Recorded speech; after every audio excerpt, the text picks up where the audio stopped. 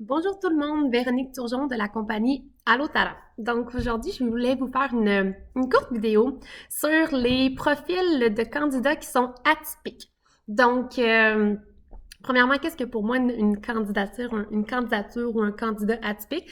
Bien, c'est ceux qui ont des profils qui sont différents de qu'est-ce qu'on aurait dressé là sur notre wish list initialement au début d'un processus de recrutement. En fait, quand je dis un profil atypique, je veux quand même juste clarifier que c'est des profils qui correspondent très bien aux requis et aux critères essentiels d'un poste. Donc, c'est des gens qui ont toutes les compétences requises pour faire le poste. Maintenant,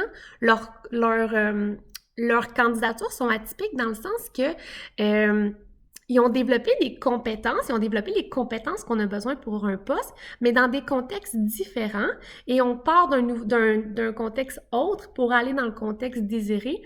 Puis, en fait, je trouve ça très puissant des profils atypiques parce que ça l'emmène, ça l'emmène à voir une situation X d'une personne qui aurait eu le parcours normal d'un angle différent, puis ça permet des fois c'est ça que ça permet d'élever ou de faire les choses autrement. Puis c'est sûr que je suis une personne très, très créative et très axée sur l'innovation, donc c'est sûr que moi, des profils atypiques, c'est bichouchou parce que je crois que c'est un facteur facilitant pour aller vers l'innovation puis vers le changement. Puis en fait, je ne sais pas si vous avez entendu parler du terme les connaissances éloignées versus les connaissances approchées. En fait, une connaissance éloignée, c'est justement ça, c'est le fait d'apprendre quelque chose dans un contexte X puis de venir le réappliquer dans un autre contexte. Puis je vais vous donner un exemple personnel. Moi, en fait, j'ai fait une maîtrise sur la gestion de la formation et de l'éducation. Donc, grossièrement, j'ai eu plein de cours sur comment qu'on développe des compétences, qu'est-ce qu'une compétence, comment est-ce qu'on monte une formation, comment est-ce qu'on évalue une formation. Et entre vous et moi, quand on veut former, par exemple, une personne aux ressources humaines, ben faut bien comprendre les compétences, il faut bien décortiquer toute la formation qu'on aurait à donner pour être capable de développer cette personne-là via la formation.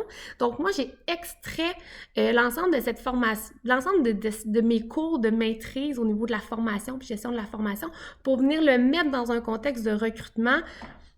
Donc, on est vraiment au niveau d'une connaissance éloignée, puis je trouve mon approche très puissante et très diversifiée parce qu'en fait, je me dis, bon, quand on veut recruter, par exemple, une personne aux ressources humaines, bien, dans ma tête, c'est comme tout le processus de si j'avais à monter une formation, à former une personne, comment je m'y prendrais? Quelles sont les compétences? Puis, quels sont les comportements qui seraient attendus? Comment je viendrais évaluer ça? Donc là, ça me permet de monter un gabarit d'entrevue qui est très très puissant et aligné sur vraiment les compétences requises pour le poste.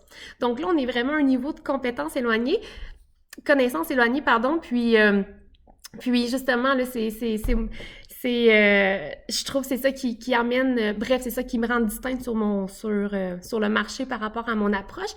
Puis, c'est ça qui me permet aussi de me distinguer, mais en fait, j'ai aussi comme toutes les mêmes compétences qu'un recruteur qui aurait peut-être un parcours plus aligné, purement RH ou, bref, il n'y a pas nécessairement de cours sur le recrutement.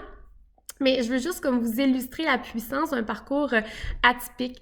Alors, puis aussi de se poser les questions sur comment est-ce qu'une personne, par exemple un professeur qui viendrait devenir conseiller à la formation dans une organisation, donc toute son knowledge, toutes ses compétences acquises dans un environnement scolaire, parascolaire, peut être transféré, d'où le terme compétences transférables.